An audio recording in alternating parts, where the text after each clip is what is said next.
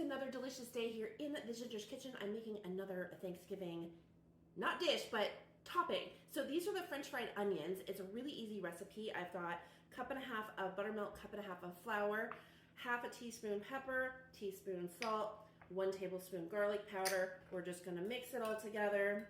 And then I'm gonna use my mandolin slicer to very thin slice my onion, and then we will heat up some oil and fry them. Okay, I've got my mandolin slicer set up, and these are sweet onions. I don't think I mentioned that, and I'm just gonna plug this on there.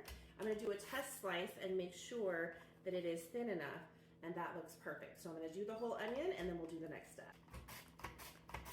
I've got a couple inches of vegetable oil heating up here. I'm gonna take some onions, separate them all into the buttermilk. I'm just gonna stir them in there so they're coated.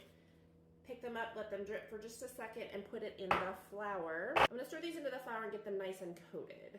Okay, then I'm gonna shake it just a little bit and place them in my skillet. They're just gonna cook until they're golden. And it doesn't take long, these are thin onions. And this is of course what I'm putting on top of the green bean casserole. This is something I usually like to do the day before. I didn't get it done yesterday, which is okay, I had a lot I was doing. But it's something that can be done while your turkey's cooking. Okay, so while those cook, I'm gonna get the next batch ready by fanning out my onions, putting them in the buttermilk, stirring them up, and putting them in the flour. Now when these are ready to pull off, I have a spider and I have a baking pan with a rack on it. I'm gonna sit these on the rack and let them drip because I don't want them to be soaking in oil on a plate. These are turning a nice golden on. Once I am gonna flip them over as much as I can.